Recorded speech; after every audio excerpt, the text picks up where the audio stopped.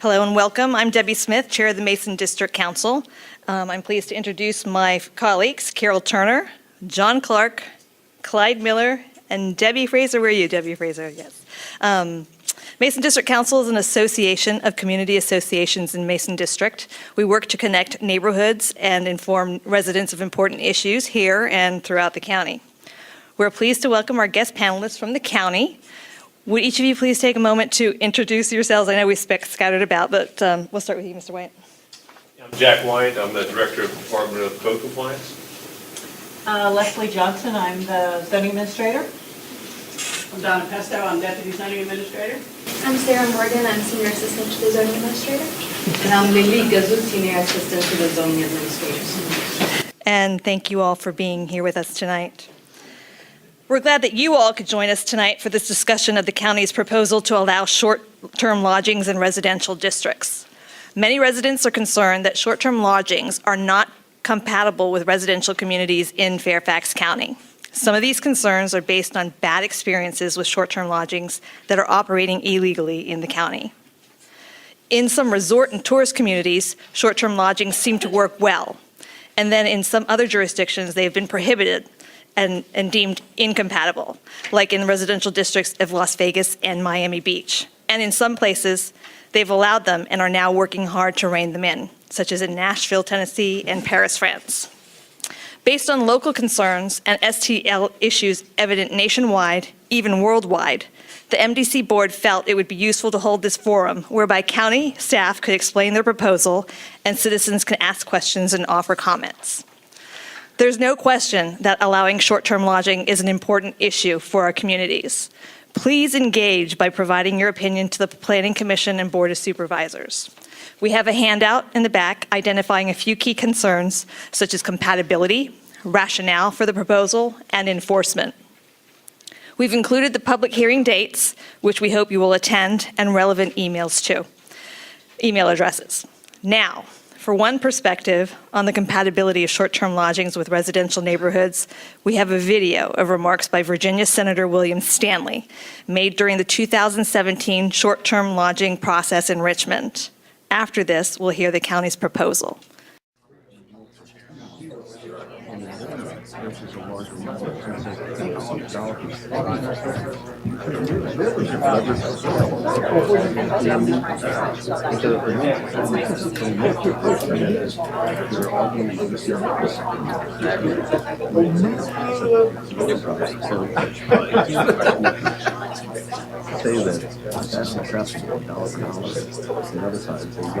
Okay, thank you, John. The clerk will call the roll. Senator Hanger. Here. Senator Morrison. Here. Senator Stanley. Mr. Chairman, basically it's this, the genesis of Airbnb, of course, is that there has been created a platform on a phone, and there's a company out west that created this platform that allows you to rent a room in your house or your house on a short-term rental basis. They're not the only platform, but because of this platform on your phone, that you now can make money by basically renting your house out by a hotel. Ladies and gentlemen, my concern has always been that twofold. First, that at the local level, we have zoning. And we give that power and empower our local governments to zone because then it is good for the aesthetic pleasure and the good lives of those that choose to live and reside within those county, cities, and towns. More specifically, that we have zoned agriculture, we have zoned business. And in the business and commercial zoning districts and overlay districts that they have, those districts is where you find hotels, where people go for transient occupancy when they come to your area. Hotels are $1 billion industry in Virginia, generate enormous amount of taxes and employ thousands upon thousands of people. What we're doing now, and the part of the problem with the platform is that this flouts those zoning laws by allowing your neighborhood to have someone who chooses for themselves to engage in the Airbnb vending process to then have the ability to rent their home. And that, of course, is not perhaps like you or me, what we bargained for when we bought our house, that we would be living next to a hotel. We have no understanding of who's coming and going. There's no regulation. They're not subject to any of the zoning or health and safety laws because they're in and out, like hotels are done, and the collection of the fees and taxes. As I like to say, if I wanted to live next to a hotel, I would have bought a house next to a Holiday Inn Express. That is why we have zoning. So when this platform comes in, and they may say, well, it's about freedom, and it's about the sharing economy. The problem is that, look, what's next? The sky's the limit on a platform. I own a 60-acre farm. If I find that there's a platform that says I can turn it into a pavilion and have the Rolling Stones, then why wouldn't I do that? Sell tickets, not obey health and safety codes, not care about my neighbors who are in the agriculture area, and it's commercial because it's my right, because it's my property? No. That's why we establish zoning. That's why we give localities the authority to zone certain areas, so that the peace and tranquility and the right to not only achieve the American dream, but the right to also enjoy that pursuit of happiness in a way and manner that does not offend another is preserved. Our Constitution provides that to us. As we always know, remember, whether it's civil rights or rights on property, my rights end where my neighbor's rights begin. My civil rights end where your civil rights begin. That is where we come together. And this kind of flies in the face. And ladies and gentlemen of this committee, I would say this, that I would have respect for this industry of Airbnb if they would respect the law that's already in place. Right now here in the city of Richmond does not allow for residential use of homes for transient occupancy, short-term rentals. But yet, Airbnb has in its platform a button that you can touch and find those places in Richmond that you can rent under the Airbnb platform, flouting the law. Indignant to what the zoning is, saying to me that you need to catch up with me, this platform, you government people, rather than respecting the constraints and restraints that we have placed for centuries and generations, and we have accepted. And so that is one of my biggest concerns, is that it continues to flout the law. Not only that, the collection of taxes and the lack of collection of taxes that the locality, if they permit it, are not being able to capture. Another issue is liability. Every homeowner's insurance policy, I can tell you right now, does not contemplate this, nor is there a product probably in the insurance market that I know of that contemplates this to the course, or even the owner knowing to get such a thing. So let's say that there's an injury to a third party based on someone coming in and renting that home or renting that house. Your neighbor gets hurt. Chances are your homeowner's policy of that person that's renting the place is going to say, not covered. And that person will not be able to recover from that injury. There have been stories where college students have rented out houses and suddenly the neighborhood has turned into a large fraternity party or beach party, ruining the tranquility of that neighborhood. So my bill in a nutshell does this. Senate Bill 1579 affirms the rights of localities to regulate the short-term rental of property as defined as the provision of space suitable for sleeping or lodging for fewer than 30 days. If a locality allows short-term rentals, the locality shall require the person offering the property for rental notify adjacent landowners in writing, obtain local permission to offer the property for rental, and carry a minimum of $500,000 of commercial premises liability insurance. Our hotels carry much more in terms of that because they are an innkeeper. If a locality prohibits short-term rentals, any person or entity, including an online hosting platform, that advertises the availability of short-term rental in the locality shall be subject to a $10,000 fine per violation. Ladies and gentlemen of this committee, I make that $10,000 fine because they have to get it. If you're dinking in for $50 here, $50 there, it's still economically feasible to go around that. People only know, and companies only know, to comply with the law when you hit them in the wallet. And quite frankly, for each violation that occurs, $10,000 can add up pretty quickly. Otherwise, these companies, unless regulated, and unless we give the government at the local level control, will continue to flout the law in the same manner that they have flouted the law here in the beautiful city of Richmond. And moreover, part of what concerns me is this. For liability's sake, a lot of the assets of Airbnb are across the sea, out in Ireland at the Jersey Isles, the best tax haven in the world.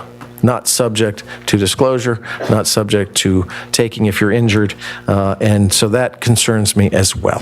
One of my biggest final concerns is ultimately the Airbnb platform has adopted a business model in the various cities, San Francisco being one, New York, other places, where if you don't go along with them, they're going to sue you. In our smaller jurisdictions, in our smaller county, cities, and towns, which have limited resources to begin with and limited authority, if they say, we're not going to allow short-term rentals, take Franklin County and Smith Mountain Lake, for example, in my area.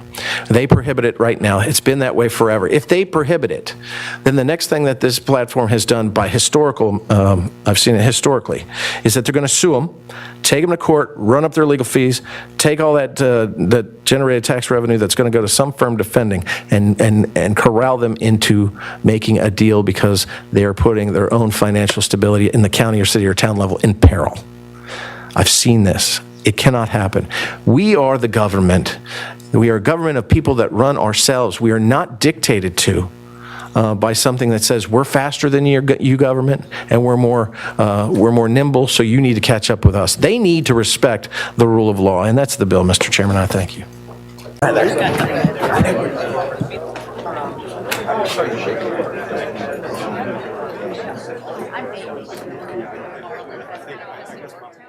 I'm Sarah Morgan with the Zoning Administration Division. We have a brief presentation to give you all before we get into our question and answer session. So I'm sure all of you are aware, but the proposed amendment is for short-term lodging. It is the transient occupancy of a dwelling unit, various dwelling units in the county, and that's for a period of less than 30 consecutive days. There are various platforms that provide this, Airbnb, Flipkey, HomeAway, and they provide them for both whole house rental and for a single room rental, and we are addressing that with the amendment.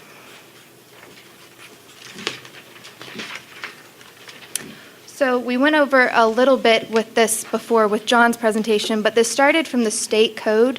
Back in 2015, 2016, it looked like the state was going to take the right to regulate this away from local jurisdictions, and then in 2017, they upheld us to enact our zoning ordinance to regulate this land use. So we saw this as an opportunity to look at our zoning ordinance. The board directed us to go ahead and do some research. We looked at Virginia and areas across the United States to see how they were handling this land use.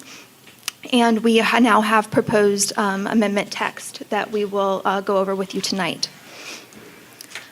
So with the research that we conducted, we did various outreach efforts. There is a website, if you all are not aware, it's dedicated specifically to this proposal.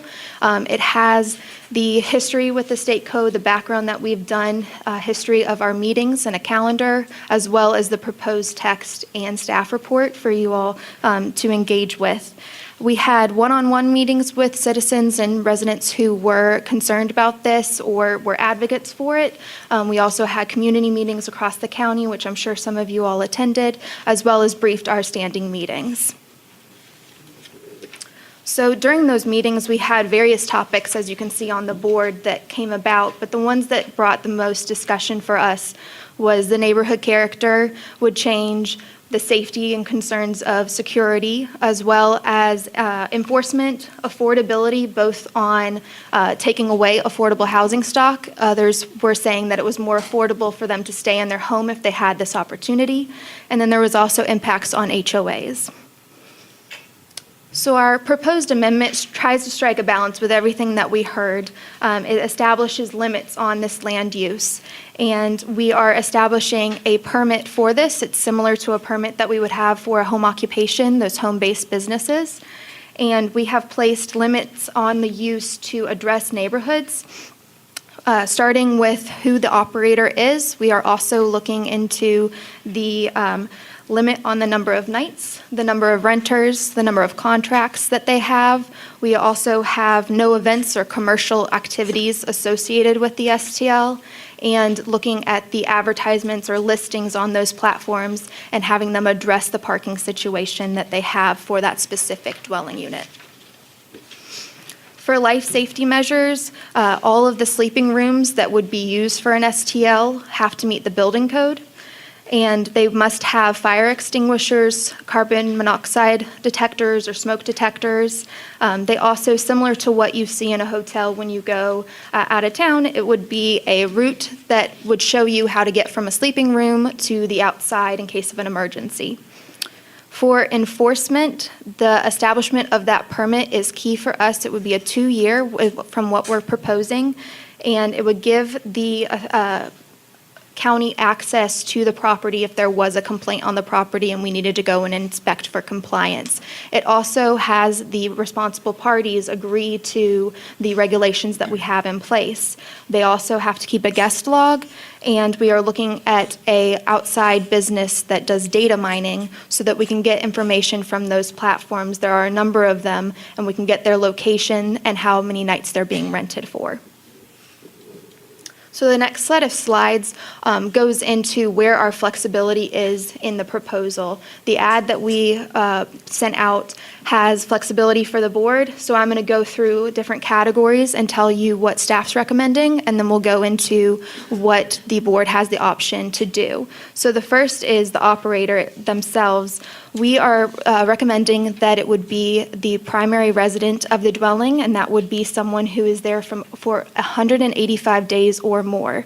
Now, the board has the option to look at a range of days, and that would be from 185 to 365 days. For the authorized agent, we are asking that they put in place a designated person that is an adult who would be responsible for handling any of the renters' complaints or issues that they may have, as well as the neighbors, if there was something to arise when the operator wasn't present. Now, the board can look at establishing a certain proximity for that authorized agent to be located from the STL, or a certain response time so that they have to respond in a certain period. They can also look at requiring the operator to be there at all times, which would then negate the need for the authorized agent. So for the number of nights for the STL to be operated, staff's recommending 90 nights with no requirement of the operator to be present, but the board can look at a range of nights from 0 to 180, and they can break that down from when the operator is present versus when the operator is not present, so they have that flexibility. We are recommending 6 adults per night, but the board can look at any range of numbers, and they can vary that again based on when the operator is present versus when the operator is not present. We are recommending 1 contract per night, and the board has the option to go up to 5 contracts. And I mentioned this a little bit earlier with the parking situation with their advertisements and their listings. We are recommending that the ad say what the parking situation is. If there is designated parking for that specific unit, they would have that listed, or if there was no designated parking, they would need to address that. However, the board has the option to require 1 to 2 parking spaces per STL. The last 2 that we have are addressing permit fees, and the first is the STL permit. We're recommending a 2-year permit at $200, and they have the option of looking at $50 to $250, and that could be for a 1-year or a 2-year permit. The last is a special exception fee for the bed and breakfast. It currently sits at $16,375. We're recommending that be lowered to $8,180, but the board has a range of $4,085 up to its current fee. Now, there are currently approximately 1,500 STLs operating within Fairfax County, and we have received complaints for 54 different properties, and 6 notices of violation have been issued. With these new regulations that we are looking at, we would give all of those existing STLs a notice saying the new requirements and give them until October of this year to come in and get a permit. And then staff is also addressing how to complete compliance and make sure we have a strategy in place. If there was non-compliance with an STL, their permit would be revoked.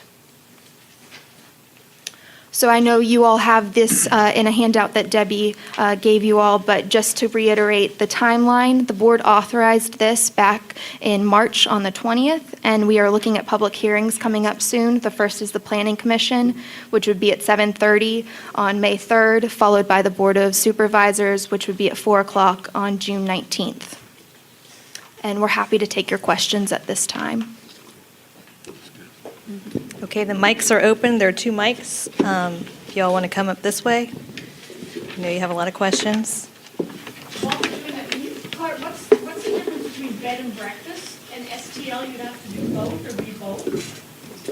On that slide, the bed and breakfast slide? No, bed and breakfast is actually a separately defined, already in the zoning ordinance, separate use. You're allowed to operate a bed and breakfast. It doesn't need to be your primary dwelling. It's actually a business. You can have up to 5 rooms and operate basically a bed and breakfast. I can tell you there are exactly 0 in the county. We don't have any bed and breakfasts that have been approved in the county that are currently operating. There was one many years ago, but it's long since ceased. So we don't have any operating in the county. Short-term lodging is an accessory use to somebody's home. It has to be your primary home. You have to live there. You have to be there most of the year and have it established as your only one principal domicile. And then the short-term lodging is an accessory use to that. That's the line. What's the rationale for lowering the fee on that? We're looking at fees across the board, and one of the reasons we've heard, and it's not just the bed and breakfast, it's other types of uses. The typical fee is $16,000, and so we're weighing the fact is if people, I mean, there may be perfectly appropriate places to have a bed and breakfast in some of your older properties that have acreage.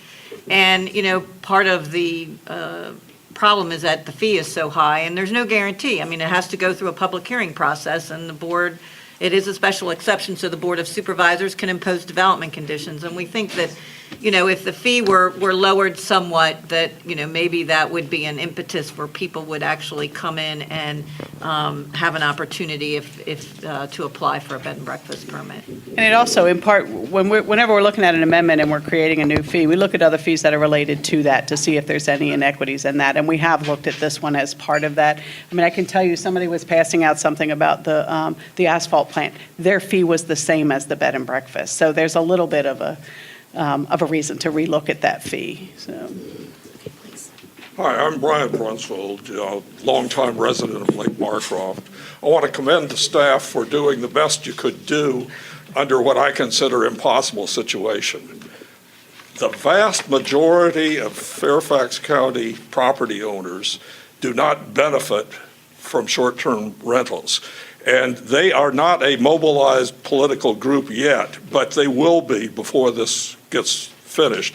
And I just want to make you people aware of the fact that there are a large number of people, probably more articulate than me, and perhaps better informed than me, but that are violently opposed to this and will do everything possible to stop it. One question raised by your list was that increased tax base. I just cannot believe that that's the case, because the short-term rentals, to the extent they're successful, will displace the fees paid by hotels and motels. Those people are easy to regulate. This is not going to be easy to regulate. You're going to have hundreds of people, many of them who may not have the highest moral standards and may be under financial distress, almost guaranteed that they will be under some financial distress to engage in this. They're going to be hard to collect from, much harder than hotels and motels. And to the extent that you displace hotels and motels revenue, you're going to lose, because you're not going to collect as much from the short-term rentals as you do from the hotel motels. There's also the issue of property values. I cannot imagine that anyone is going to pay as much money for a house in Lake Barcroft that has a short-term rental next door to it as one that does not. I believe that every study that's looked into it shows that there's a 20 to 30% property tax valuation decrease when short-term rentals come in. So I would say that the tax base increase is ephemeral, and that if you look at people's gut feeling, they hate to pay taxes. And there will be efforts to not pay taxes, and to the extent they don't pay taxes, those taxes would have been paid by hotels and motels. There's also the distinct possibility that people will try to get their property tax valuations decreased. If somebody moved in with a short-term rental situation next to me, I would be at the county assessor's office immediately. So there are a lot of things to think about, but the most important one, and the one that I don't think people have really grasped, is that homeowners hate this, most of them. There are some that may need money, but studies, again, have shown, I believe, that most of these short-term rentals, the highest volume is not homeowners who need money, but it's commercial operators. And one of the,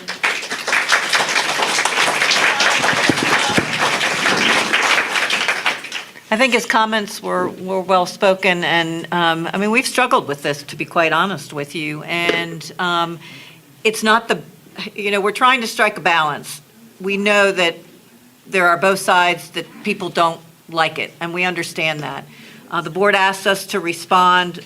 We have put forward a proposal. One of our concerns, and I thought it was interesting, the Delegate Stanley's presentation.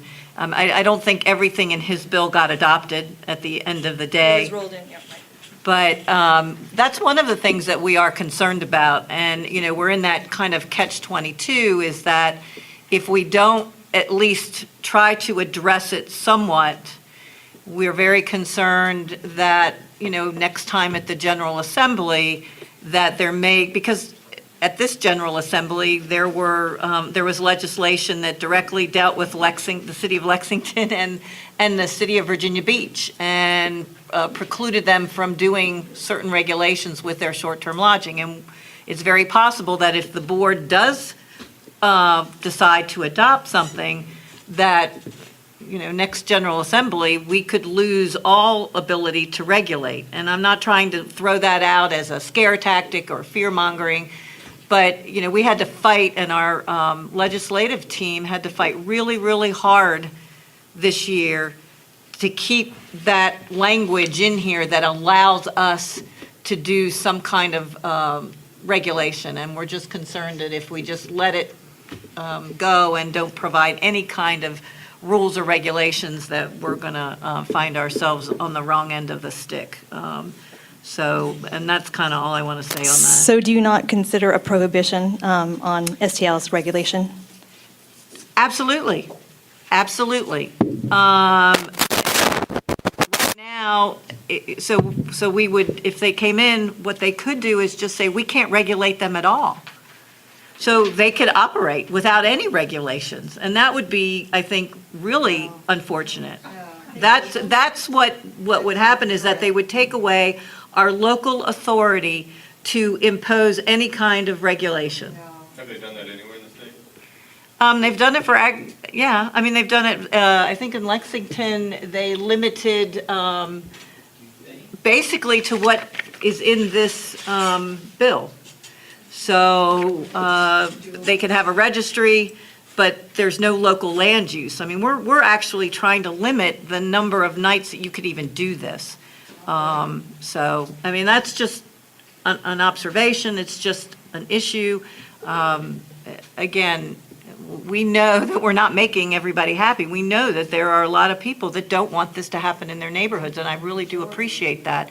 And we're trying to address it as best we can. As the gentleman said, the vast majority of people do not benefit from short-term lodgings. Yes. Hi, my name's Janet Newport. Closer to the mic. Is it on? I hope so. Can you hear me? No, it's not on. There you go. There it is. It wasn't on. My name's Janet Newport. I live over in Barcroft Mews off Columbia Pike. It's a 48-unit homeowners association.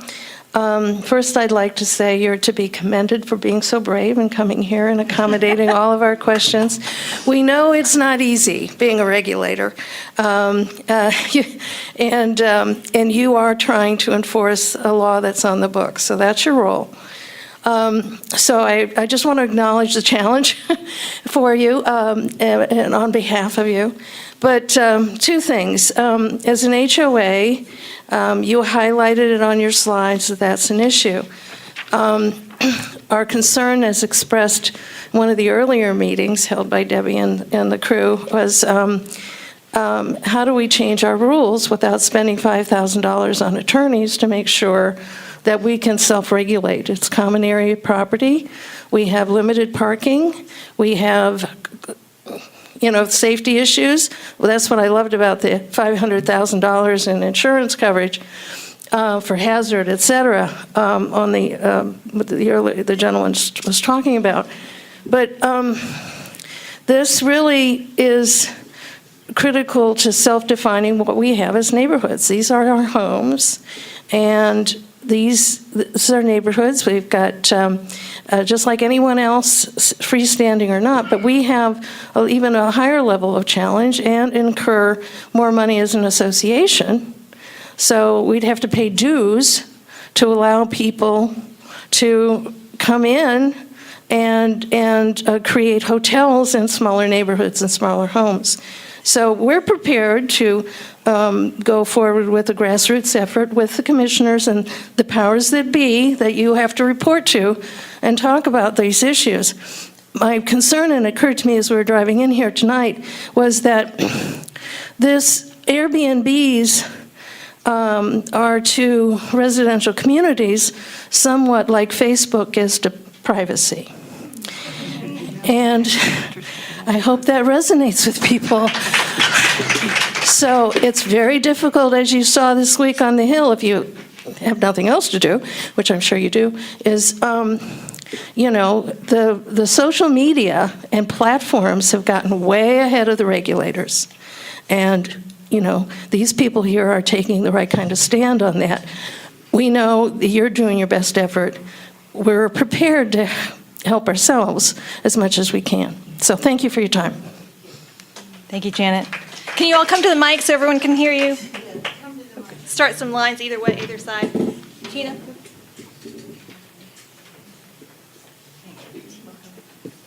My name is Tina Trapnell. I live in Lake Barcroft. And there are just a couple of points and a couple of questions that I have. First of all, we have zoning in the county. We have commercial, we have residential, we have industrial. These are businesses, and these are going to be businesses located in a residential zoned area. I think that that's something that has to be noted. These operators are doing it to make money, not to advocate world peace and make friends. So I think that that's an important issue, yes. Neighborhoods are very precious because I've lived here for 45 years. I've seen an exponential increase in the volume of cars. I've seen businesses come and go. I have seen many changes, but our neighborhoods are havens. This is where we raise our children. This is where we live when we get a little older. We know our neighbors. We cherish our neighbors. And this is going to be a case of not having a rental of 1 year, but having a rental of a weekend. And so this is just the basis. I have two very important questions. Liability, has that been determined? If there's an accident in the property owner's home, is that going to be covered by that person's liability? What about something in a public area? Once again, is the homeowners association going to have to absorb the cost of something like that happening? Is this going to be considered in a contract? You said that there's going to be some sort of contract. What county agency is going to be monitoring and in charge of this?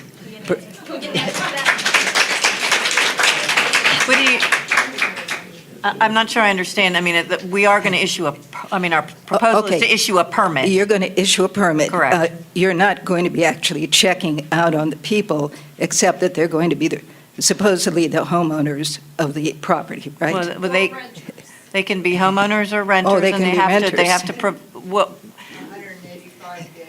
whatever that determination is. I mean, we've set the threshold of 185. They could, the board could choose, they have to be there 365 days. Okay, we're talking about, I think right now, what you're recommending. I also heard you say 6 adults. There was no mention of children. You're going to say that there are only 6 adults and no children?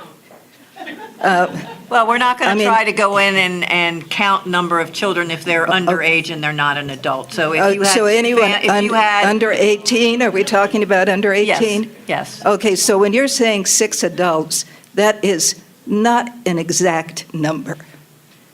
If you're saying that you don't want to count anybody else under 18. Okay, this is, all right, I just wanted to clarify that. So You could have 2 couples with 2 children, each have 2 children. So they're going to be restricted to two children? No, but I'm just saying you could, what we were trying to say is that you could have families, a family reunion where you have a brother and a sister and their families, and we're going to count the adults, we're not going to count the underage children. Okay, so we just have to hope they have small families. Otherwise, okay, all right. I don't really consider that an answer, but it's interesting. To go back to what county agency is going to be in charge of this? Who's going to be monitoring? Who's going to be making sure that the regulations will be in place? There must be somebody. Well, the Department of Planning and Zoning, we will be the entity that will issue the permit, and we will be working with the Department of Code Compliance, who is the agency that enforces the zoning ordinance, and will be for compliance, and we will be, working with them. We're working with the Department of Tax Administration to... I am familiar with code enforcement. Now, code enforcement is called if somebody makes a complaint. So that's going to be it. And unfortunately, in this district, we don't have the most effective code enforcement. Forgive me for saying that, but it's true. But we're talking about 2 different issues. You're talking about code enforcement if there is a complaint that must be responded to. And following on that, if there are complaints, are there any repercussions? Are there going to be fines for egregious non-compliance? You want to answer that? Or do you want me to- Well, I mean, how we enforce the ordinance today is through DCC, through filing of a complaint, and that's the policy that we follow. I mean, I think what we envision is that it's like a home occupation, similar to what people do when they file a home occupation permit. They'll have to submit a form.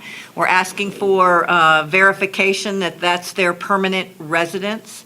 They have to attest to the fact that, they will be there. We have to have an authorized agent. So we'll have all of that information. We will keep track of it.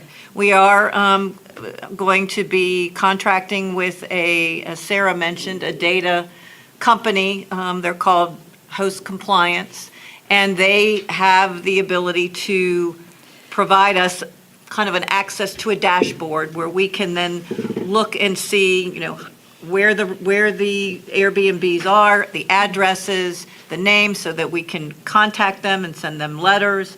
I think also, once the amendment is adopted, and, as we do with a lot of zoning ordinance amendment, we're going to be tracking this for a period of time. And I think what we would be recommending to the board is that we come back to them within, 18, 24 months to kind of give them, okay, what's been happening? Where are we? How many do we have? What are the problems that we're seeing? What are the shortcomings, if there are any, with the amendment, so that we can make changes? So it's going to be your office, because there is a difference between giving someone a permit to open an architect's office and to be operating an STL.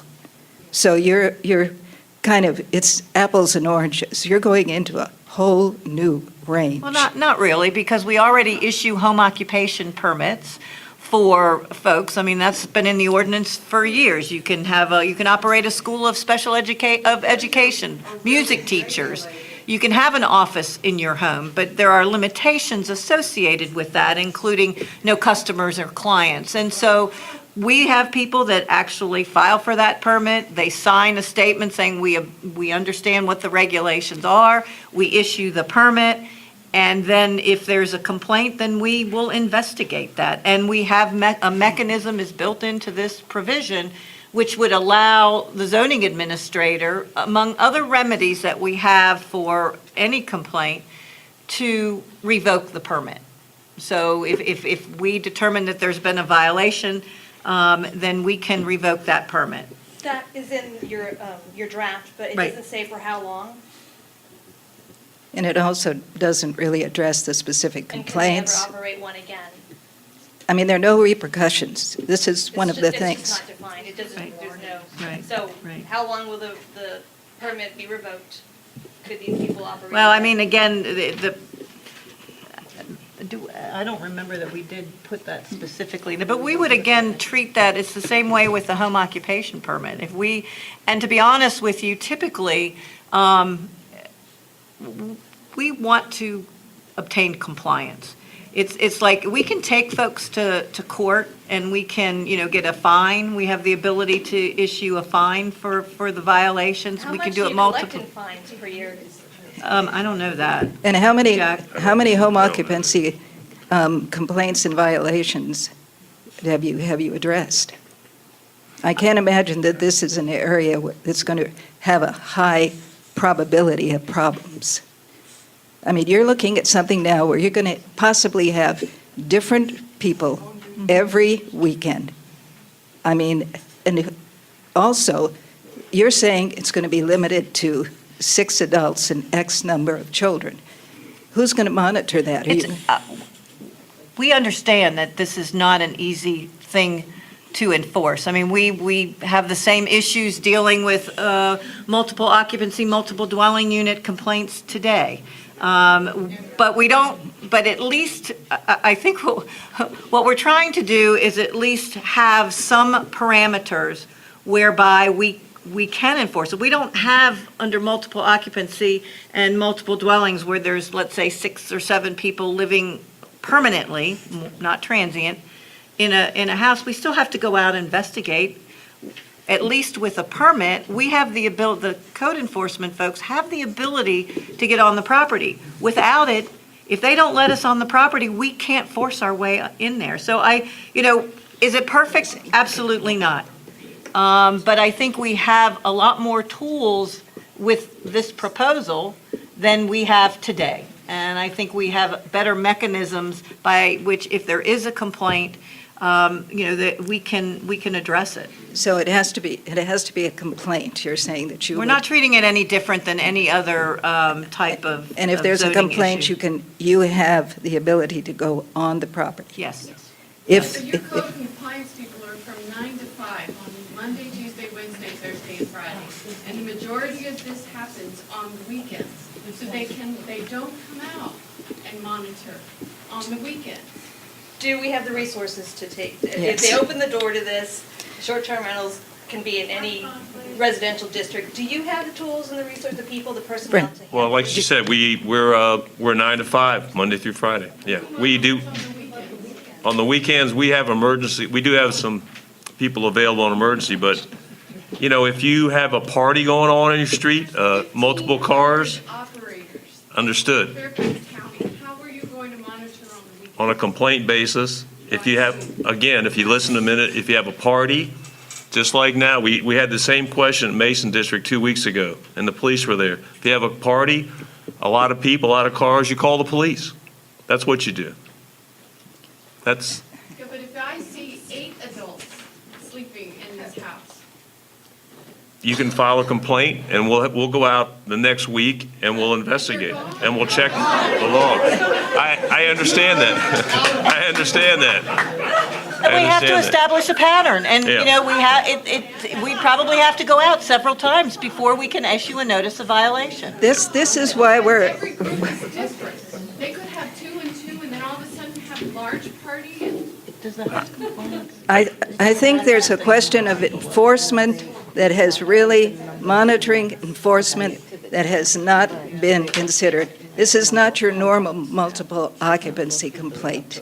I mean, we're also talking about different people. It's not going to be the same ones in the same house. And I guess it's a new area, but it seems to me that there has to be an awful lot more commitment to actually investigating and considering the complaints of the community. I don't know who the genesis was. We have. Thank you. We have.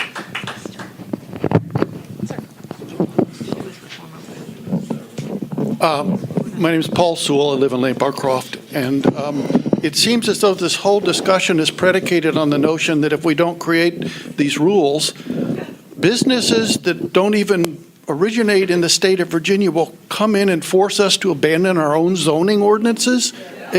By what mechanism does that happen? I don't understand how our own rules could get voided by somebody, a business from outside the state. They wouldn't, our zoning ordinance and zoning rules wouldn't get voided, but the General Assembly, and I'm sure most of you have heard this before, but we're a Dillon rule state. The state gives locality the ability to do zoning. And they specify in the state code those parameters of what a jurisdiction can adopt. And in some cases, and this is there was a bill that was presented back in 15? 15, that basically said we would not have any ability to regulate it, period. Now, that never passed. There was they sent it back to a committee for study. There was a lot, and I know that, where's Lori? Is she here? She's in the back hiding, but she went to some of those meetings, and there was a big push around the state, from the Virginia Municipal League, from the local jurisdictions that say, hey, we don't like this. We want to be able to adopt our own rules on how we want to handle these types of uses. And so we fought very hard not to take our local zoning authority away. And this bill that got adopted in 2017 did preserve that, which is a really good thing. And that's what we're trying to do with this proposal. And it's going to be up to the Planning Commission and the board to decide whether they want to adopt something or not. We've, based on all our research, based on our outreach and the information that we received, the concerns that we've heard from all of you, we have to present something. So the option that we have to do nothing and leave it as status quo, that's not where we are. So we're proposing an option for the board to consider. We are, and we've heard our board members say that, they want to be on the conservative side. I've heard Supervisor Gross, and I had a conversation today, and she's very concerned about this. So I don't know where everything is going to end up, but this is our proposal, and what we've done is shared that, and I encourage you to come to the public hearings, and I know that Mason District Council as an organization presents their position papers. We received one on our rear yard coverage amendment, and we look at that, and that's the whole purpose of the public process and the public hearing.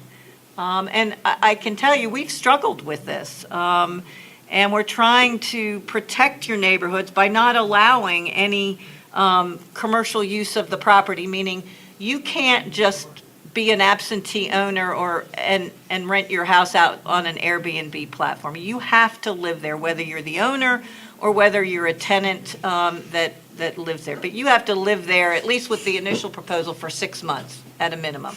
Arlington has adopted something. They've done an accessory use permit for an accessory homestay. And they wanted to have the ability for people who go to Florida for 6 months out of the year to be able to then, perhaps either rent it for 6 months to someone, or perhaps to use Airbnb. So we're trying to find this balance, and There are often comparisons There are often comparisons by the county between Fairfax County and Arlington. Arlington County is vastly different in their housing demographic. Arlington County is 65.2% multifamily, all right? And in Fairfax County, it's 71.3% single-family detached. Very different, very different.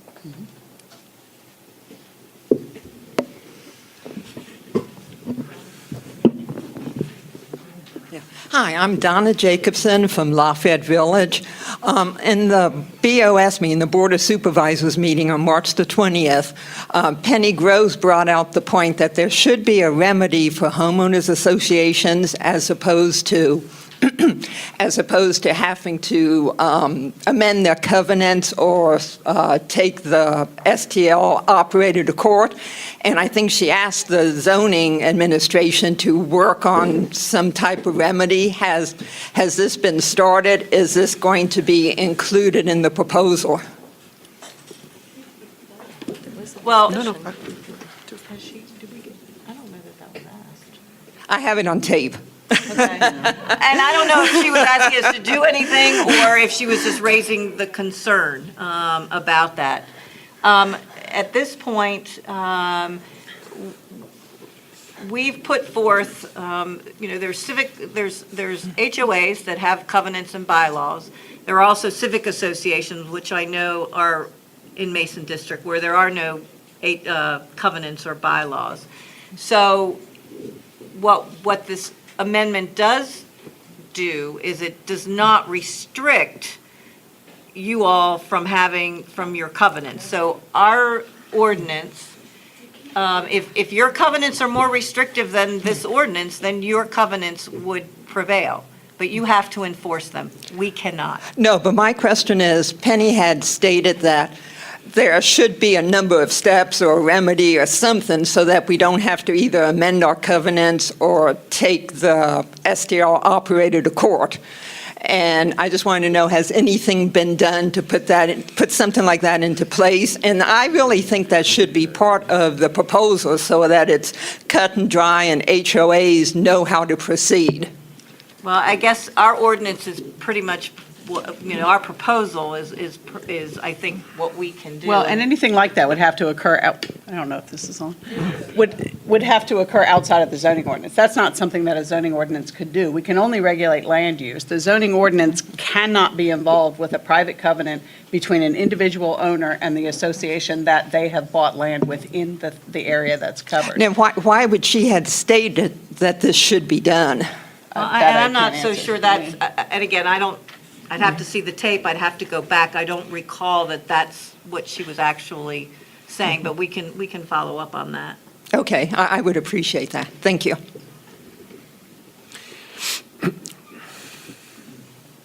Hi, Wendell Ocasio from Lake Barcroft. First, I have a question about the political logic, and you're kind of saying, I'm just, sorry, because I haven't followed the whole thing, I'm trying to understand. So there is the concern and the threat, if you will, that the legislature is going to eliminate the ability for the counties to regulate at all. Is the logic after that, even though that didn't pass, that if the regulations are too strict, then that is more likely for them to go ahead and remove that? Or is the feeling of the board that, yes, there is value to this, that we want to allow this to more extent than it's allowed right now? Well, I think it's actually both of those things. I had to go back and read the board matter myself to find out exactly what Supervisors McKay and Smith had said, but it was actually both of those things. There was a very real concern that we might lose our local land use authority to regulate these. There's been a couple of threats that have come up over the last couple of years down at the General Assembly, being championed by some of the platforms and some of the people who perform, the short-term lodgings in their homes.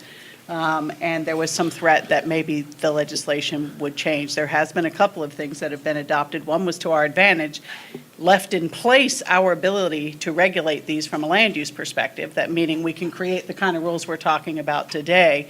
But then also this year, something passed for the city of Lexington and the city of Virginia Beach. Virginia Beach is not allowed to require a permit for these. They've been stripped of some of their ability. Lexington had a whole different problem. They had some very clear problems that needed to be resolved, and they have some very strict regulations on them now. So there's always a fear that things may grow beyond who they were originally designed for and become statewide regulations. It happens regularly with the State General Assembly with us. We have lost authority on things that we had hoped that we didn't. So that is one real thought. But there was also in the discussion that the board had when they were telling us to come up with something, that they do believe that there are things in this, sharing economy, that everybody says. There are things that are here that are coming, and they're looking to see if we can propose something that gives that a place. They may find that what we're proposing is not okay. We don't know and we actually went as conservative as we thought we could in light of everything that we had heard. They may find that it doesn't have a place or that this is too much. We don't know what they'll. So is there evidence that there are a significant amount of citizens that want this in Fairfax County? We had some who showed up for our meetings. We obviously had more people who were opposed to it, most definitely. But we did have people who showed up and said, I've been doing this for years, never had any complaints, and they're right, we don't have any complaints against their particular property. So we had, some both ways, but definitely more that were opposed. Mason District Council has video of nearly every meeting, every community meeting, and they were never more than 20, 25 people there Total, yeah. at each meeting. Yeah, and I do know, I know they talked about the survey. I'm not so sure whether you were involved with that or not, but I answered it. The whole survey was, what's the best word, like fixed, in that all you can answer is, do you want it done this way or do you want it done this way? Not like, do you like this at all? Right? There was no opportunity to say that other than that. Well, we put the comment section in there for that. And in hindsight, we will admit. It sounds fairly disingenuous to say that, it's almost like, do you want 90 days or you want 100 days? So that shows a kind of almost to some degree a lack of just being earnest and open about what we're trying to do, right? So, and when I hear, be afraid that the legislature is going to do X, Y, Z, I'm still having to understand how just allowing it to happen, how does that change the ability, if the legislature said, well, if you're allowing it anyway, then why do you need the zoning, right? So I'm not necessarily understand that logic, but I just wanted to make clear that that's what you're saying, that by being more liberal, it is less likely for the legislature to change the laws, rather than by actually enforcing it and doing some showing that for this community, it does matter. I think we're trying to have some regulation that allows this much of it that they would, if they adopt legislation, they would leave us alone. So they're following up on that. So it sounds to me that the key issues here are saying, okay, number one, we require you to be a resident. So it's not just like, I have this property. It's not an investment property, for doing right. that. And then limiting the number of days. And this is to be the two big things. And then you can dial those numbers to see, where is 180 days or so on and so forth. So by sounding that is just a recommendation, it would seem to me, and for the people over here, that one big thing that we can do is just write to the board members and say, make it as restrictive as possible. Without make it 60 question. days, make it 45 Yes. days. Make it so it's like, okay, well, if you every once in a while you're on vacation and you want to allow your property, that's different from saying, yeah, I'm here half of the year, but half of the year I'm gone, and then the entire winter or whatever is the property for somebody else. And the planning commission, not just the board. Correct. Yeah, both. But the other thing that I think has been explained before is that it appears that, I think the fear is that once you have that permit, then all of that teeth, which is what you think it matters, is not going to mean anything, right? Because the numbers and the details here, it doesn't seem to me that the other types of zoning has this level of complexity in terms of this number of days, and you have to do this, and you have to do that. And it doesn't appear to me that the owners have to,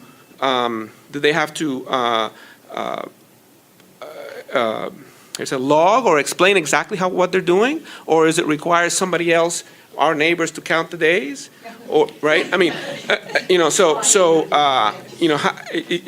If this seems to be somewhat of a different nature than the standard, I'm a dentist and I have an office in my home, or I have, real estate agent or something like that, in which, there's not all that all that, other than all of a sudden you put a big sign. But this seems more complex, so it would require a different level of resources, a different level of understanding, maybe some rules that says, hey, if you have these things, you have to report. And if you don't report it, that by itself provides a problem. And then you use the report to say, okay, you already used up your 90 days and you can't do it anymore. So I don't know if that has been a consideration or you even have the ability to do that. But in order for us to accomplish what you're trying to accomplish, which is to say, okay, we're not going to say nothing because somebody's going to take away that from us. Let's just do it in a very limited fashion that limits the problems. But it has to have some real enforcement teeth that it seems to me from the comments, it's not business as usual for the zoning department. It's definitely something that's different for us in some ways.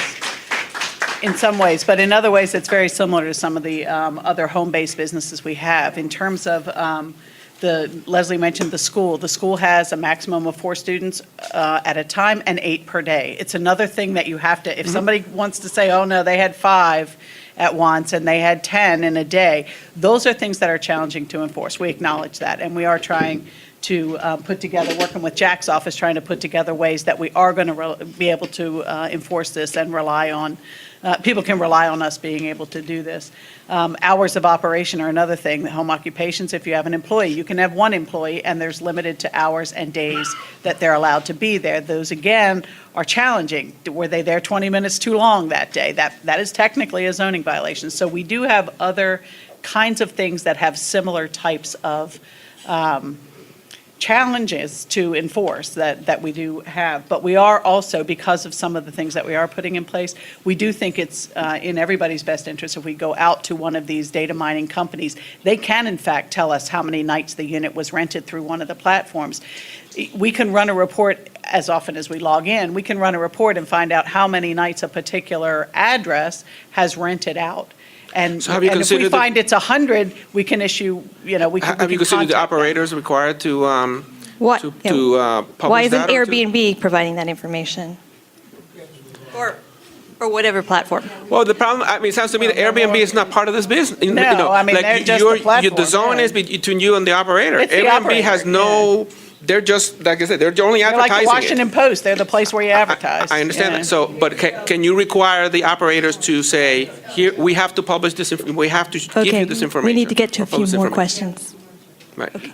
Yes, Ju- they ju- have to keep a log and give us a log of Yeah, all it's of getting- it, yes. it's Okay, so late. just There's the last a long follow-up, line. which is, in terms of being a renter, why is that also necessary, and why can't you just say just the owners can do it?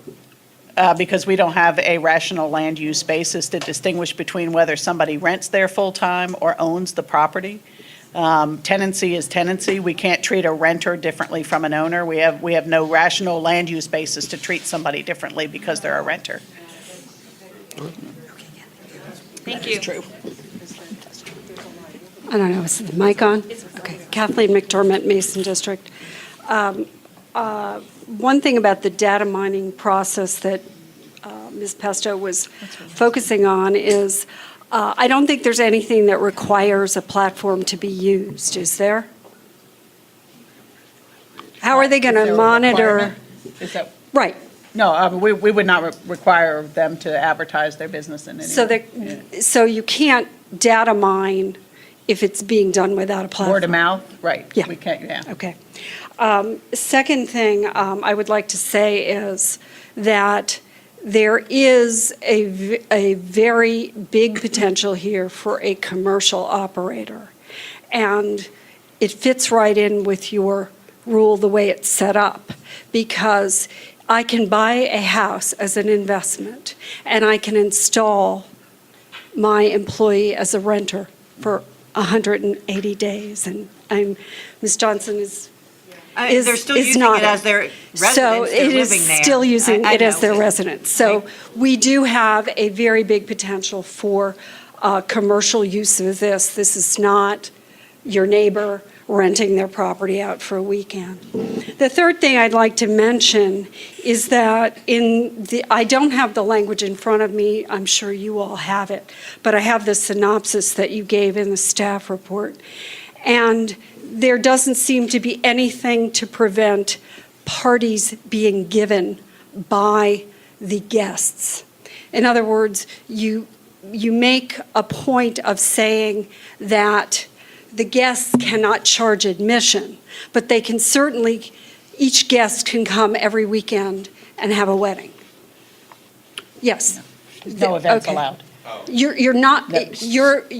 can you point out the specific language that says that a guest cannot have a wedding? Not that they can't put on a wedding for profit, but they cannot have any event? They can't have a party? How are you going to enforce that? It's not going to be easy. Okay, so because the language I'm reading says, the provisions prohibit all events and activities for persons other than authorized lodgers. Right, and that's who's registered as a guest, the 6 adults. So if So there's the more than 6 6 adults at that party, they are not authorized So lodgers. the 6 adults cannot have a party. That is correct, and the provision says, events and activities including luncheons, banquets, parties, weddings, meetings, fundraising, commercial or advertising activities, and any other gathering of persons other than the authorized lodgers, whether for direct or indirect compensation, are prohibited in association with Whether any for short-term direct or lodging. Right, so it indirect doesn't matter if compensation. that's part of your fee for paying for lodging, or they charge you extra, or they don't charge you at Okay. all. Only 6 people can be there, so if you got more than 6, it's a party, Okay. and you can't have it. It needs to be clarified because it doesn't say that. Well, the language I just heard doesn't say that because it's, well, we can quibble about that. I would like to just mention about the parking, because we have 6 adults and absolutely no parking requirements. I find that a problem. The other thing I would like to mention is that I have read the statute. It's been a very long time, but there was nothing in the statute that did require something to be done. In other words, there is nothing that says you have to change one thing in your zoning laws. And if nothing is done, we're in with the bed and breakfasts, and this is illegal. Okay, thank you.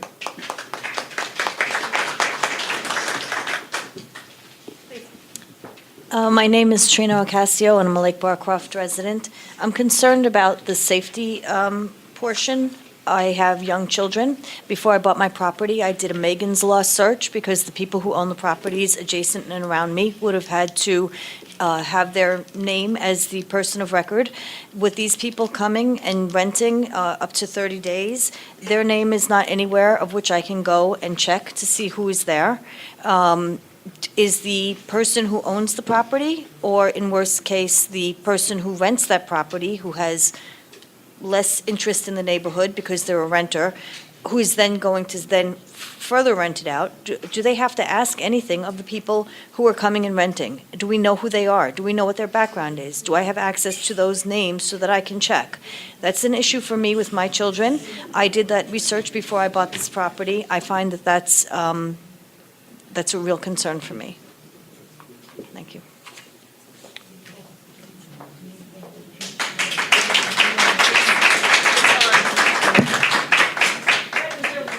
Good evening, I'm Eileen. I mean, they will have a guest log, but we're not going to, if there was a complaint and there was allegations that there were too many people, then we can look at the guest log. But not the background of it. We can't do that. We don't have the authority to do that. Along those lines, will there be any requirement in the proposal that the people who rent, the occupants of the property, are legally in the United States? Not under zoning. No, Okay. That's not under I don't have the authority to do that. The zoning ordinance is not, we don't Okay, my name address is that. Eileen Garnett. I'm a resident in Broyhill Crest in Annandale. I have some concerns, and in your proposed amendment strives to balance identified issues. We know that they have to get a permit, but does someone go out and check the residence that's getting this STL? It says sleeping rooms must meet building codes. must have fire extinguisher, smoke detector, CO detector, must post exit routes and plan for all exit rooms. Is anyone going to do that when the permit is given, or does it happen before? There ought to be some knot in this, that they just don't get a permit for X dollars, and you don't know what's going on in that building. Well, the reality is, we are not going to go out and inspect every single unit that comes in on this permit. Well, then, we're leaving ourselves But they will wide have open to to attest, trouble. and as part of that, they will have to attest. And if we have a reason to believe that there is a problem, then we can send out our inspection staff, and by having the permit, at least we can get into the house, and if they see that there's no smoke alarms, then that's a violation. So it's too bad. We already have enough group homes in this county to choke a horse. Permits are given every 2 years, so I think this ought to be part of this, that someone, and we have to pay more taxes to get more staff, because you're always short-staffed. We all know that. We know people don't want to pay more taxes, but maybe we ought to all wake up and smell the flowers here, and going to have to do that. Okay, I have one more thing, because it's complaint-driven, and do you have enough inspectors to handle this right now? We've got 35 investigators to handle Fairfax County, so I've got about 4 in each magisterial district. Well, it's very And there's no tough. plans to increase that. Yep, see, we're going to be in trouble right there. My last point, on proposed amendment strives to balance identified issues. I see down here it says, and I want this explained, limits number of groups, and then in parentheses, contracts to 1 per night. Could you explain that? Yeah, absolutely. The way it works on the platforms, basically when you sign up, I guess, to rent a place, that's a contract. If somebody had, say, a large home that had 5 bedrooms, and they wanted to rent out each bedroom individually to a different person under a different contract, our proposal is that that is not allowed, that one contract is allowed for that particular address. Whether they take 5 bedrooms or 1 bedroom, one contract is allowed for that address. That's our proposal. I guess the only beauty to this is that you could go inspect where group homes you couldn't, and we had 2 across the street from us with no access from the basements, with 4 bedrooms and locked doors. We had a house also that made the dining room into a bedroom. So you can see why people are itching about this. So is that clear? You can't go in and inspect? You have the authority to go in even though they say no? Once we issue a permit, then part of that permit is that we have the ability to Right. go in for an inspection. When they sign that permit, they acknowledge that they have, that the unit will be available for reasonable inspection. I mean, we're not going to go out and raid at 2 a.m., but we would. Right. Right. It is. It's true for home business, but if we go out on a multiple occupancy and we knock on the door and they don't want to let us in, You can't get in. we really can't get in the house. So Exactly. this That's- is something we're. Understood, but I'm just saying this permit gives us the ability to enter a short-term rental. when we- They've agreed to allow us to go in. If they don't allow us I to know go in that. to do the inspection, we can revoke the permit. Oh, you That's the- can on this, yes. Yeah, that's the only beauty yeah, I see. That's the safe. Thank you very much. Thank you. Yes, ma'am. Police go in too, or is it just you? I'm sorry, into a Police could short-term If there's a rental? police matter. If it's a police matter, yes. I mean, What if it's not a police matter, but you've got a permit? Well, the police are not going to be enforcing the permit. That would be Department of Code Compliance. But if there was an activity occurring, just like in the evening, a disturbance, then you would call the police. And they would come out and they would investigate. And they also actually work, and DCC has a police officer on their staff that serves as a liaison. So if they see that there are issues, then they can refer them to DCC to be able to follow up on, to look at it from a long-term basis. And, they do keep track of records of complaints and things like that, so that patterns do matter. And we don't have any special right of access. I mean, we don't have any more right than anybody in this room does to walk into your neighbor's house. We don't have that authority, what I like to call kick down the door authority. We don't have that authority to go into somebody's house because we think there's a violation of the zoning ordinance going on in there. We have to be allowed onto the property, and if asked to leave, we have to leave. So that is a dilemma for us, no question. But with this permit, they've given us permission to do it. If they don't let us come in the house, we can revoke the permit. Hi. I'm Marty Sewell from Lake Barcroft. I certainly do appreciate the difficult position that you all are in. And so it seems to me that what we're trying to do here is make the best pact with the devil that we can. And so along those lines, I would urge you to follow Penny Gross's recommendations of being as conservative as possible. And part of that being conservative is not only reducing the number of days that things could be rented out to their barest minimum, but to absolutely require that the owner or the renter be on premises at all times. Because I think if we're talking about neighborliness and we're talking about the character of a neighborhood, if you as a neighbor cannot go and complain directly to the person who owns that dwelling, if he or she has an agent who's there half the time, or they themselves are in Florida and not even there, then you have very little recourse, and the character of the neighborhood suffers. If, on the other hand, they know that their neighbors around them are watching them, they are going to be much more likely to stay in compliance. So I would really urge you to recommend that the owner or the renter always be on premises when rentings are taking place. Thank you.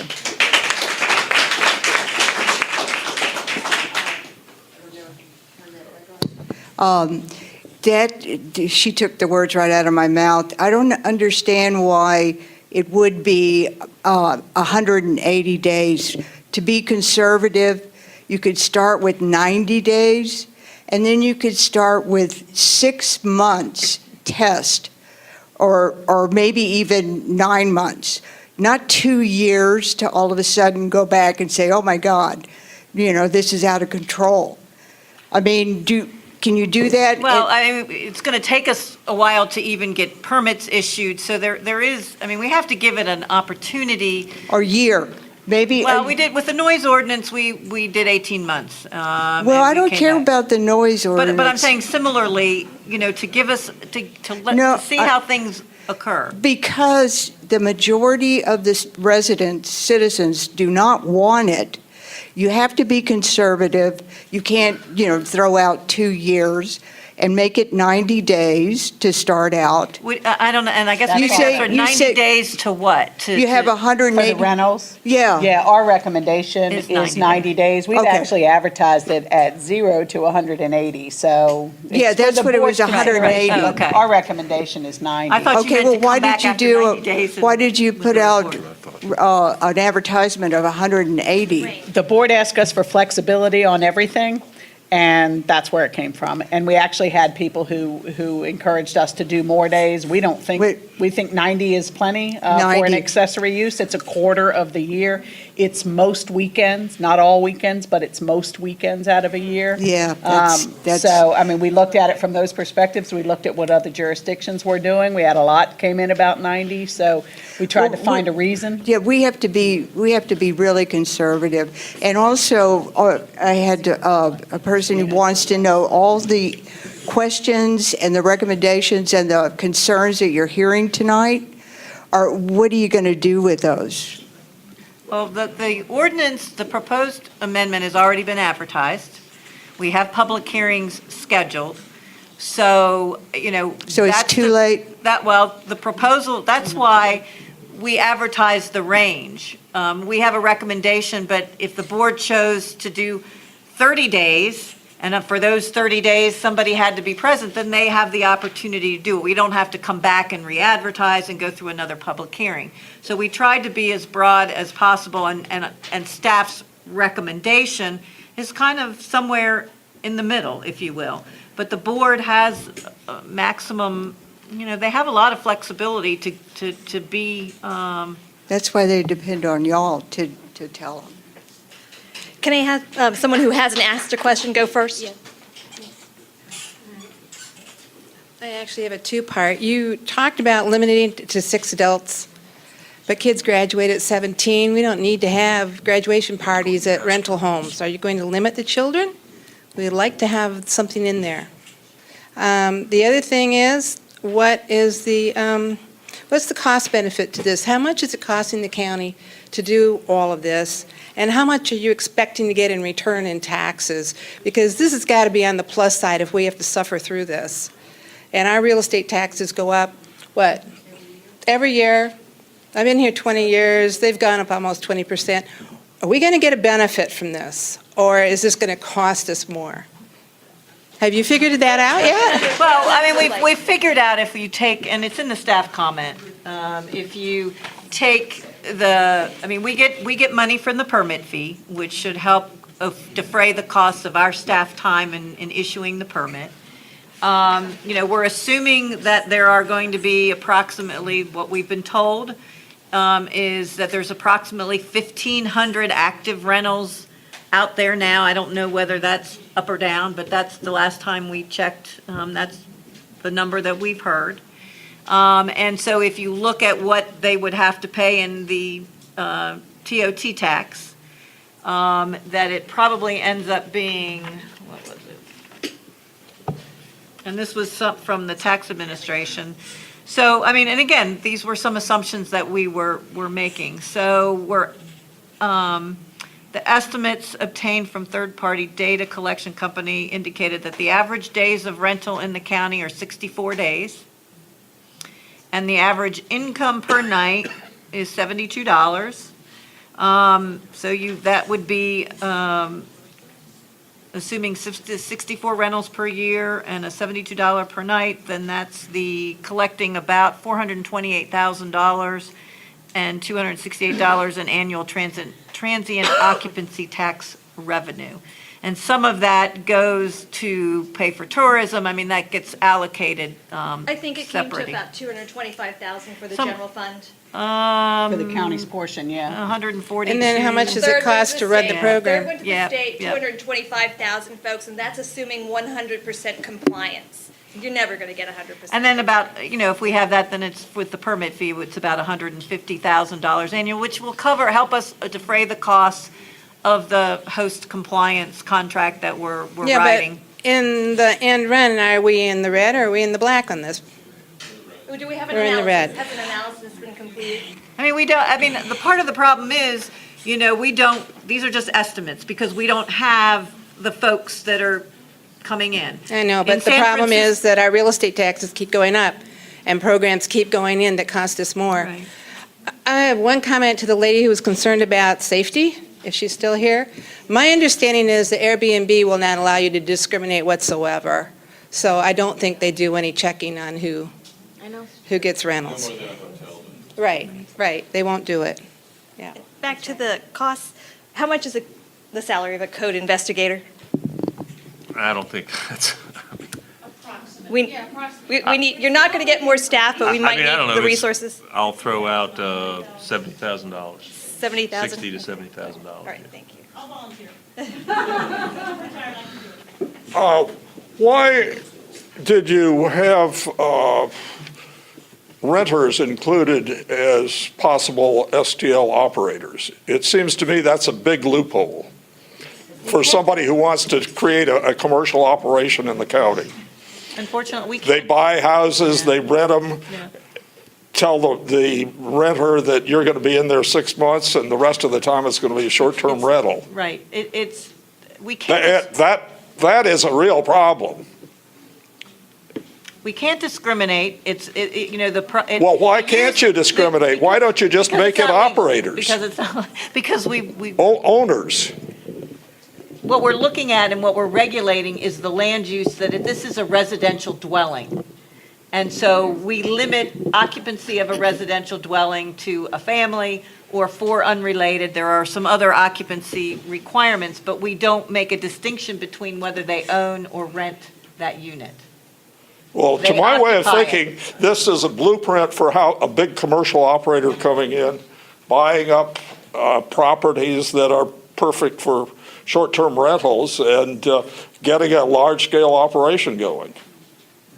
And it's not protecting the people that live here in this county. It is a wide open invitation we to a haven't- big real estate speculator out of town, out of county, no money coming in here, he makes $1 billion. And is there a liability issue in terms of if something does happen on the property, doesn't the owner have to be the one who holds the insurance and is liable, not the renter? No, if a full-time renter is renting property, they would get renter's insurance. Now, whether or not there's also It's very homeowner's limited. insurance, or the person who owns the home, if they have insurance as well. Ultimately, it is the owner of the property that has the ultimate responsibility. And if we were to issue a note, let's say we pulled a permit, or they didn't have a permit and they were doing this and they didn't get a permit, then we would issue the notice of violation to the tenant and to the owner of the property. Because the $500,000 liability insurance that you talked about, wasn't there a need for a $500,000 policy? That was One of the proposals at the state that did not pass. Yeah. Right, No, no, there's no. no requirement for liability insurance. No, there's no requirement. There's none, yeah. If you want to look up the code reference in the state code, you can go on to the Virginia LIS for the state code, and it's section 15.2, 983, and it's an attachment to our staff comment that's posted online, a copy of that language. How much liability insurance is required, or is none? There's None. none. No. We can't require liability insurance. Not zoning. I can't, no, that's not something that, I mean, from a zoning perspective, Zoning can't do it, but the county could do it. I don't, it's I like, don't know that we could. I mean, For instance, if you are running a B&B, or if you are running a hotel, or if you are running a motel. there's no requirement under our current regulations for for a bed and breakfast that could be operated in a residential dwelling. There is no requirement under our current special exception process that would require insurance. I mean, you would think that a person going into business would want to insure themselves appropriately, but that's not the county's responsibility to do. It certainly is the county's responsibility. No, It may not be the zoning board's responsibility. Well, I respectfully disagree with that. Well, we don't do hotels. I mean, we don't require insurance on the hotels either. I mean, we don't I mean, I don't know how the county would be able to legally do that. All right. Okay, We're so going my, to wind down here, so if anyone has a question, you should be in line. so my question is, how come you don't require neighbor notification like you do for bed and breakfasts? That may alleviate all of these neighbor problems. The notification requirement for a bed and breakfast is not associated with the fact that it's a bed and breakfast. It's associated with the fact that it's a special exception or a special permit, or actually rezonings and other kinds of applications. The state law requires us to do notice for certain kinds of applications, but not for permits.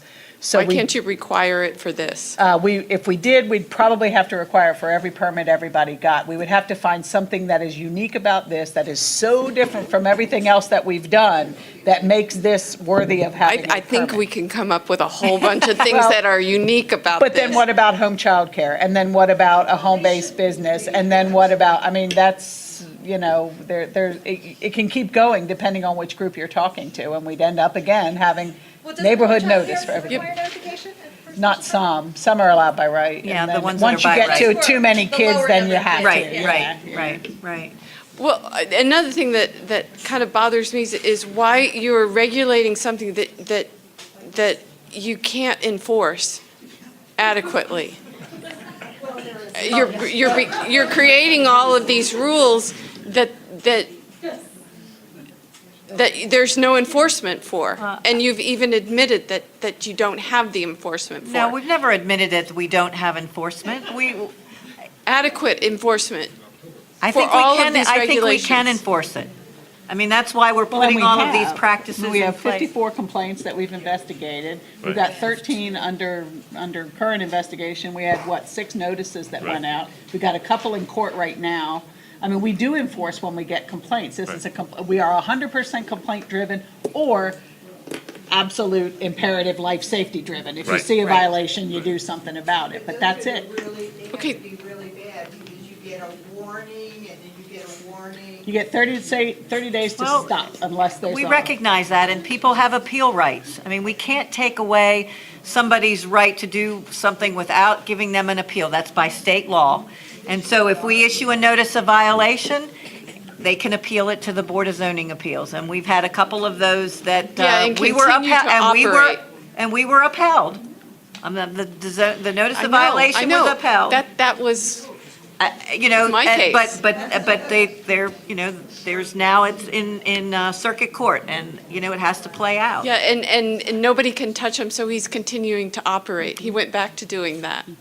Well, and I think. We hate that part of the law, too.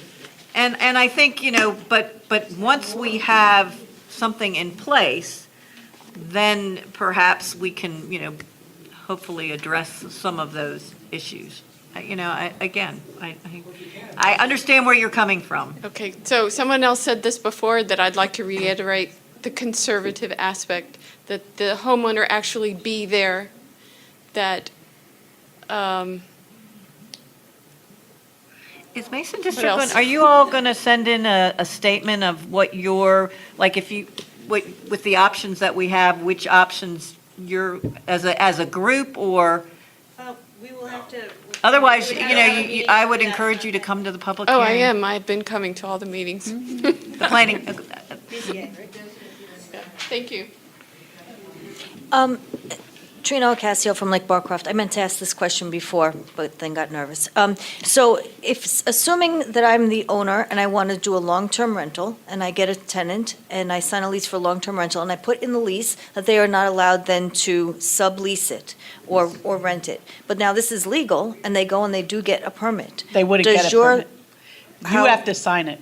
Our permit form that we're working on developing requires the signature of the operator, who would be your tenant, you, as the owner of the property, because if we send out a notice of violation, it's coming to you, as well as that renter, and it requires the signature of the authorized agent acknowledging that they agree to be that person. So you would be in a situation where you would be able to prevent them from doing that in the property. We would never give them a permit without your signature. Okay, I was Yeah. I was under the Yeah. impression that a renter can do it without. No, without definitely the not. consent of. For that very reason.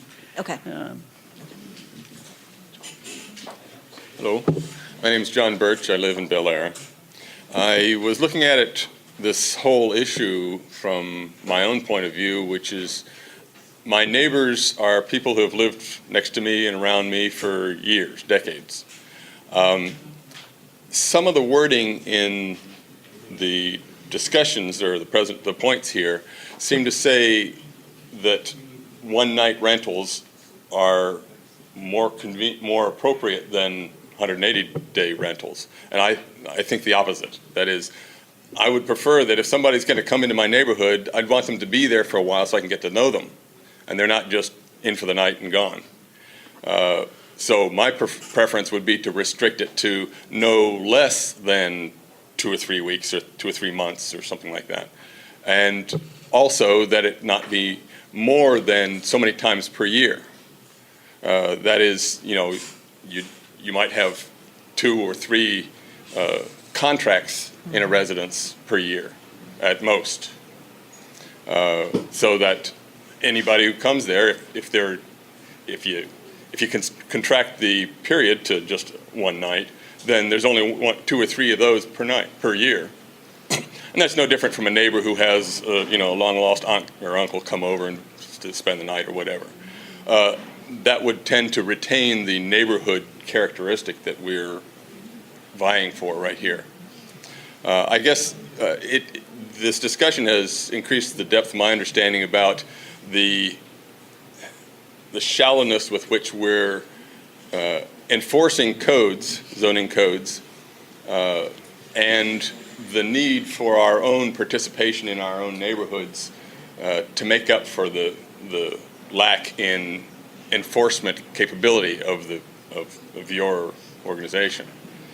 I don't know how that can be clarified in discussing further on these issues, and as we start developing the choices of what numbers we'll put in these codes. But I think it's important for all of us to start to understand the limitations of code enforcement, and the dependence of code enforcement on our participation in this part of government. Again, you're complaint driven, that's not going to change. The parallel between a business of short-term rentals as a home business and my own as a nurse, and I'm sure there are lawyers that have offices in their homes and lots of other such things. The ability to inspect is critical for something that has transient personnel. I don't have clients come visit me at home. I have a separate office for that. But if I wanted a client to come visit me for an appointment, that's a stranger coming into the neighborhood. That seems to be a tolerable, at least so far. Nobody's complained to me anyway. For the several times I've done it. We'll cover our ears. No, there's several times, over the last 20 years, I've had a client come and visit me at home. And that seems to be a tolerable thing. But I guess the fear is that neighbors who need the money, let's say, will turn their homes into a rental, a little hotel, and there'll be heavy traffic and unknown people wandering in, staying a couple of nights, raising hell and leaving, and you're incapable of addressing that on a prompt basis unless we elevate it to a criminal offense of some kind. I guess if the police are going to respond, it has to be criminal, as opposed to whatever else, civil, something like that. Right. So we have no civil recourse, so I think we need a social recourse. Thank you. Yes, ma'am. I want to reiterate what people said about this is a difficult. Can you use the microphone? Sure. I would want to reiterate the point that people have made, that it's a difficult position that you've been and the pressures that you're dealing with. I was wondering, have you at all, at any point, considered eliminating whole house rentals? Because that seems like a key issue, because if you take out that variable, then it requires, the owner or full-time renter to be on site. All right, that requires monitoring. It also changes the dynamic in terms of placing a burden on the neighbors who do not benefit from this in any way to monitor what's going on. And I was wondering if that was a consideration at any point in time, and because that really is much more in the model. It also protects from some of the loopholes that we're concerned about. That's much more in the model of a person who's trying to make ends meet, who rents out their basement or an extra room.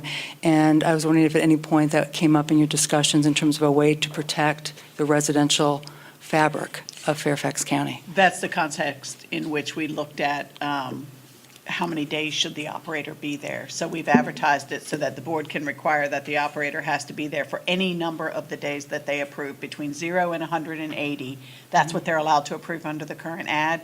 And they can require that the operator be there between 0 and 180 days. So we looked at it in that context, and that, for that reason, that eliminates the whole house rental. The owner has to be there, the operator has to be there at all times. I would think, and this is not my area of expertise, that you'd need more language than that to really eliminate a whole house rental, because the property owner could just leave one of their cars out front, and then how are you going to monitor that they're actually there, right? And then, and secondly, they could come, in and out, checking if they, at best, if they even met them. So I would encourage you to think about what language needs to really protect that. And as you pointed out, Ms. Pesto, I think your point's well taken. And even at 90 days, how many weekends out of the year? And what is that doing to the basic residential neighborhoods in Fairfax County? It's going to fundamentally change it. 180 days, think about that. And think about the economic incentive, all right? Think about the STR business in our area is currently, checked last night, $975 per night. Do the math on that. What's the economic incentive going to be? Do you know what I mean? For that.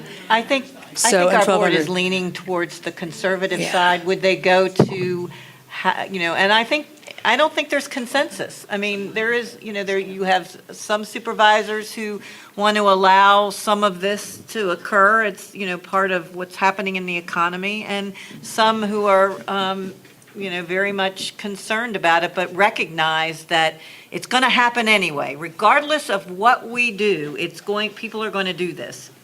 So, let's put some regulations in place, and I hear your But I points think that's very well another taken. point about the eliminating the whole house rental, because then you can get, do you know what I mean? Well, that option is there.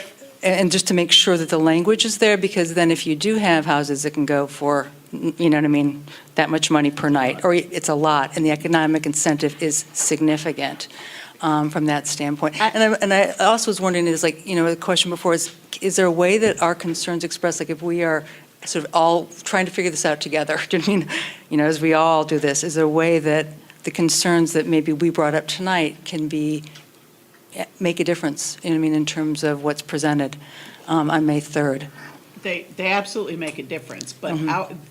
our role in all of this is as staff to the board. So Right. basically what we do is produce this staff report and then present that staff report first to the Planning Commission and then to the board. And I think, we have gotten more and more into doing all of the public meetings and other things up ahead of these public hearings. We used to write a staff report and we'd tell everybody, yeah, show up at the public Sure. hearing if you have something to say. And so now we're doing more and more ahead of it, which we did for this one as well. Now we've published a report, so we're sort of bound to the parameters that are in that report, which is why we put in a lot of parameters to give a lot of wiggle room. The swaying within those parameters is you all giving your opinion to the Planning Commission and to the board. They take it in writing, they take it in person at the public hearings.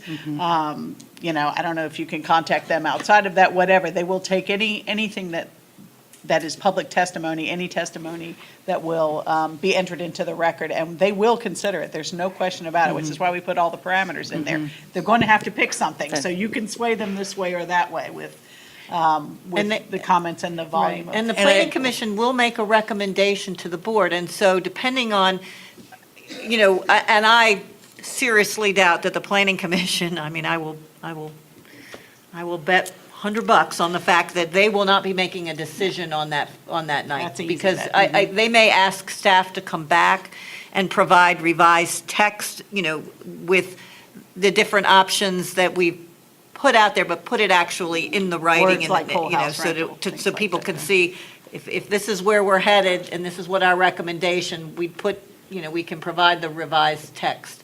And then it may change again when it gets to the board, but then, the Planning Commission provides that recommendation. And then when we take it to the board, we prepare a package for the board, kind of summarizing, and the verbatim is there, so the board has the ability to review all of that information. Okay, thank you. I just wanted to say that I think saying it's going to happen anyway is not a good argument, because it doesn't have to happen, and that's why we're all here. And I just wanted to reiterate, the survey that you did in November did not say, as the gentleman previously said, did not give you any option to say, no, we don't want this. But you said that you went ahead and developed your proposals based on what you thought people wanted. My husband and I sent in an email after I took the survey. We never heard back from anybody. So I just wondered if you could tell me, how did you develop the proposals with the input of the public? I've been to 2 or 3 of these meetings, which is not a lot, but they've been overwhelmingly against this.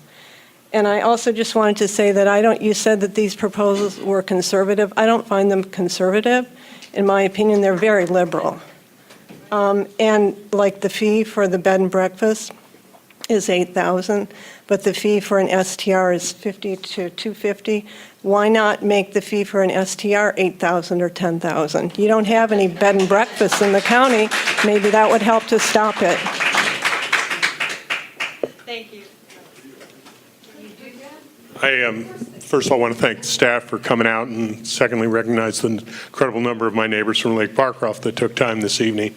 I imagine they'll each bring 4 people to the Planning Commission and 8 to the board, so it'll be a large number. And Donna, I seldom take issue with anything you say, except it's important to note that the board will not be deciding within the parameters of the staff report. They have every right to decide on numbers lower than the bottom of the staff recommendations. And numbers like 90 days a year are far from conservative for an activity that is largely conducted over weekends, and in our community, almost exclusively between the months of May and October. So 90 days equals 30 weekends. 30 weekends is every weekend between May and October. No one living next to that would characterize it as conservative.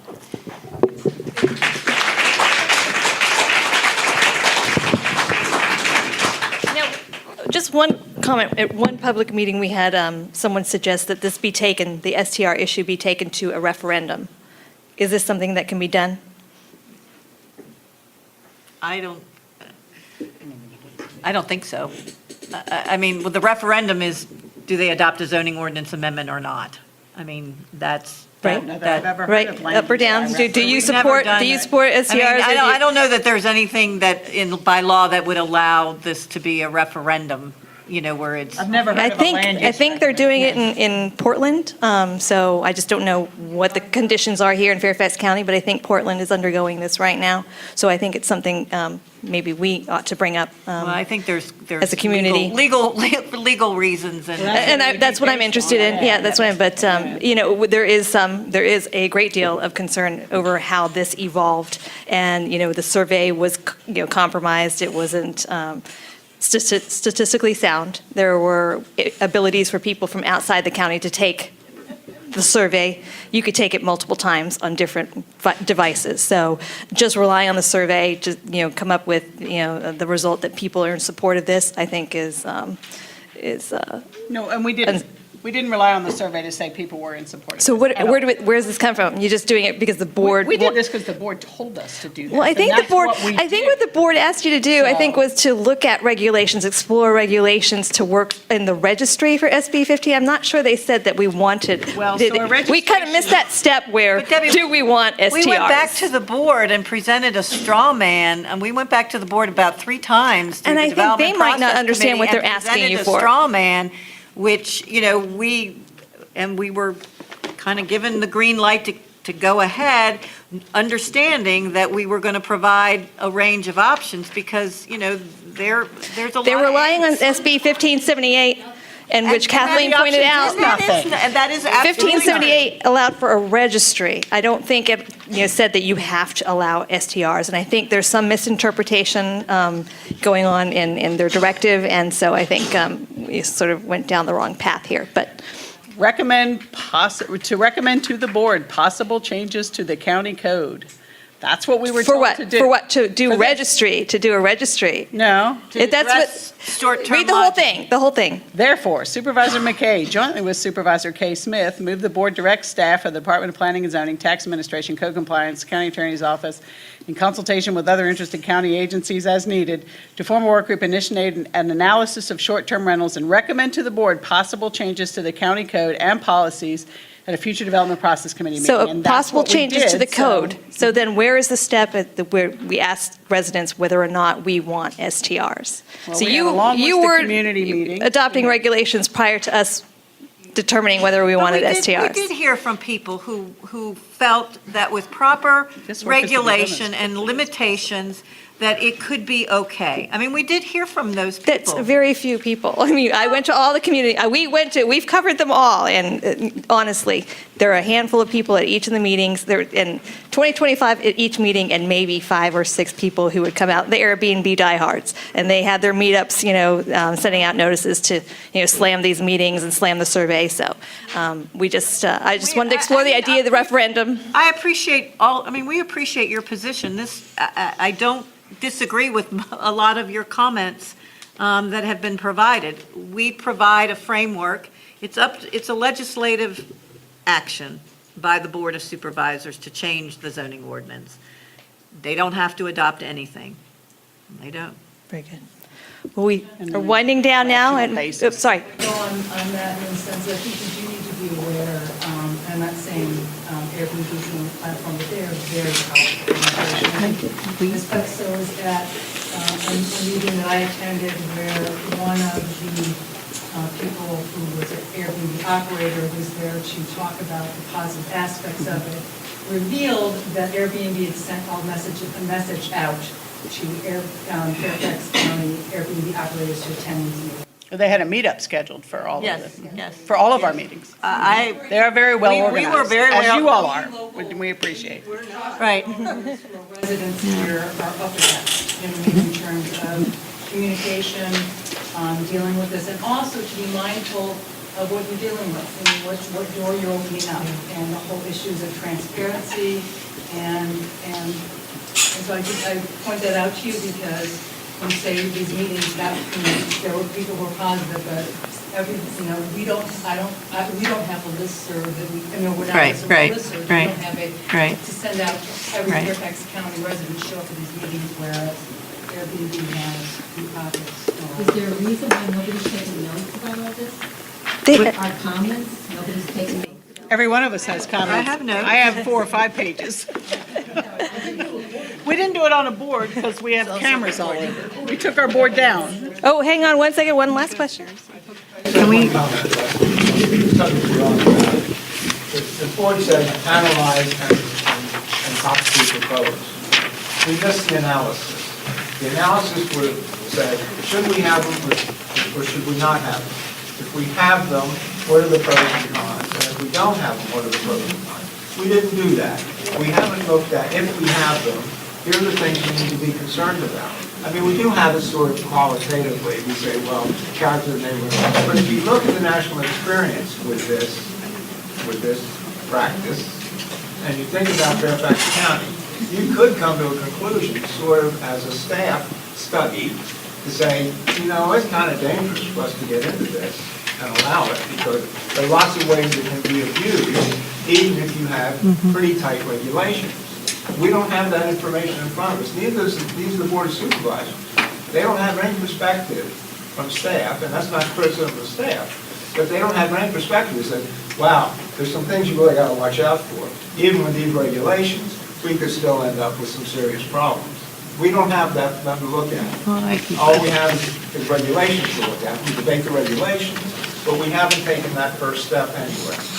So a lot of us have been trying to do it on our own, a bunch of amateurs, part-time and all of that. And we get alarmed, but there's nothing definitive in front of us, just professional, that says, here are the serious risks that you're facing. And if people do good by these regulations, it may be okay, but if somebody wants to take advantage of them, it's the road to hell. Because I think that's what we believe. Thank you all very much for participating tonight, and all of you for your thoughtful questions. Thank We you all for appreciate coming out. it. Be involved, go to the public hearings, write your supervisors, write the planning commission, write the board. I think once Good night. Show up. That's what you see. Show up. Oh, that's you're taking yours back because you don't stealing yours. For more than one proposal, maybe perhaps 2